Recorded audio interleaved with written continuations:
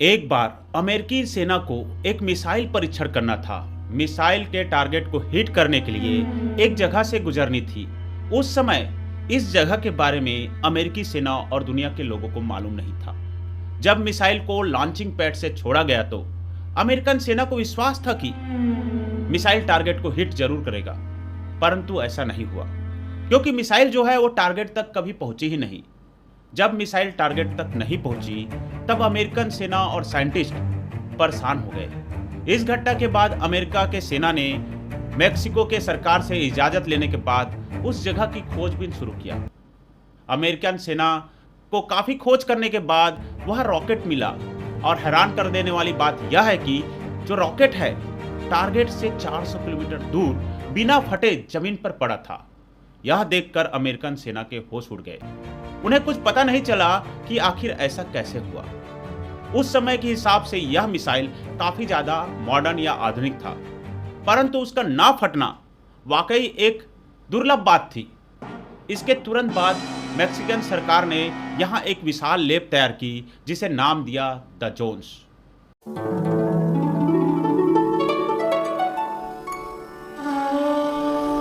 नमस्कार दोस्तों, आप लोगों के मन में सवाल उठ रहा होगा कि आखिर जोन ऑफ साइलेंस क्या है। दोस्तों, आज के सेशन में हम इसी विषय पर चर्चा करेंगे। वैसे आपको एक रोचक बात बता दूं, यह जगह बहुत ही खास है क्योंकि यहाँ घड़ी की दिशा उल्टी चलती है। कभी कभी तो घड़ी चलना बंद हो जाती है। यहाँ इलेक्ट्रॉनिक उपकरण बंद पड़ जाते हैं। जी हाँ, ये जगह बहुत खास है। इसी वजह से आज भी इस जगह पर रिसर्च चालू है। आप लोगों से निवेदन है कि वीडियो को अंत तक देखें। जोन ऑफ साइलेंट को मापनी साइलेंट जोन भी कहते हैं। यह इलाका मेक्सिको के बोल्सन दी मापनी के पास स्थित है। यह एक रेगिस्तानी इलाका है। यह जगह देखने पर पहली नज़र पर काफ़ी सूखा और वीरान सा लगता है।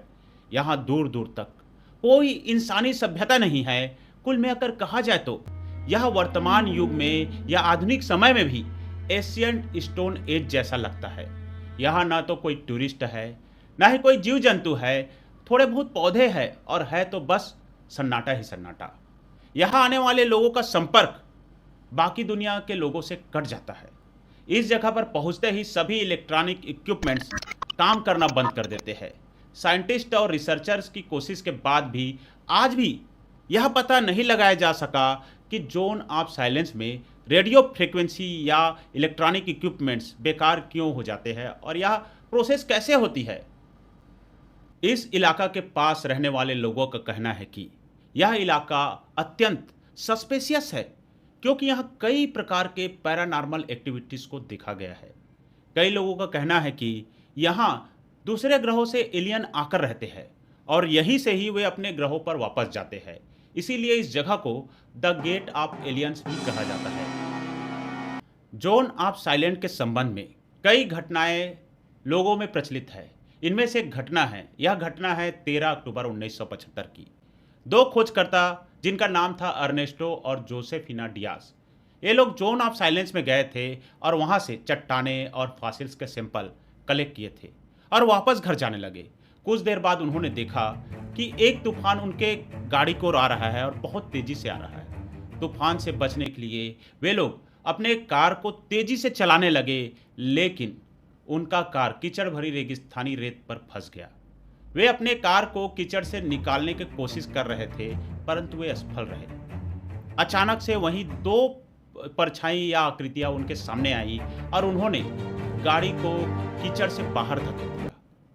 इस पर जो वैज्ञानिक थे गाड़ी से उतरे और उनको धन्यवाद देने के लिए जब पीछे देखा तो वे आकृति हवा में गायब थे। वो आकृति हवा से ही गायब हो गई। यह जगह दुनिया भर में चर्चे में तब आया जब यहाँ एक उल्कापिंड गिरा था। पहली बार यहाँ साल 1938 में एक उल्कापिंड गिरा था। उसके बाद दूसरा उल्कापिंड 1954 में इस जगह से टकराया था और कहा तो ये भी जाता है कि इन्हीं उल्कापिंड टकराने के बाद यहाँ अजीबोगरीब घटना होने का लोग दावा करते हैं। इस जगह का नाम जोन ऑफ साइलेंट 1966 में रखा गया। ये बात उस समय की है जब एक तेल कंपनी यहाँ पर ऑयल के खोज करने के लिए आई थी। कंपनी के लोग परेशान हो गए थे क्योंकि यहाँ पर ऑयल कंपनी की सब मशीनरीज ने काम करना बंद कर दिया था। यहाँ पर कोई भी उपकरण काम नहीं कर रहे थे। यहाँ पर किसी भी प्रकार का रेडियो सिग्नल नहीं मिल रहा था। वैज्ञानिकों का मानना है कि यहाँ पर अपने आप कोई भी इलेक्ट्रोमैग्नेटिक या रेडियो तरंगे काम नहीं करता। इसके पीछे का असली वजह आज तक किसी को नहीं पता है। एक इंटरेस्टिंग बात यह है कि यह स्थान ट्रायंगल ऑफ बर्मुडा और गीजा के पिरामिड के समानांतर ही आता है। यानी zone of silent, Bermuda triangle और गीजा के पिरामिड एक ही रेखा में आता है। कई वैज्ञानिकों का कहना है कि इस स्थान के नीचे काफ़ी मात्रा में यूरेनियम और मैग्नेटाइट छुपी हुई है। ये दोनों ही पदार्थ बहुत ज़्यादा रेडियो एक्टिव है और काफ़ी ज़्यादा रेडियो तरंगे छोड़ने पर ये दोनों ही पदार्थ सक्षम है। मतलब इन दोनों पदार्थ से बहुत ज़्यादा रेडियो तरंगे निकलती है, इसलिए यहाँ पर घड़ी या बाकी कोई उपकरण काम करना बंद कर देता है। वैज्ञानिकों के रिसर्च से यह बात सामने आई है कि आज से लाखों साल पहले यहाँ पर समुद्र था, जिसे द सी ऑफ थेटिस कहते हैं। यह जगह समुद्री धरातल रही होगी। यहाँ पर कुछ ही रेगिस्तानी वनस्पति उग पाती है और ये वनस्पति भी लगातार आग से झुलसती हुई प्रतीत होती है। वैज्ञानिक इसका भी कारण खोज रहे हैं। आशा करता हूँ कि इस सेशन में दी गई जानकारी आपको अच्छा लगा होगा। अगर वीडियो अच्छा लगा है तो वीडियो को लाइक और शेयर कीजिए। हाँ, चैनल को सब्सक्राइब जरूर कीजिए, क्योंकि इससे और अच्छे वीडियो बनाने में मोटिवेशन मिलता है। जय हिंद, जय भारत।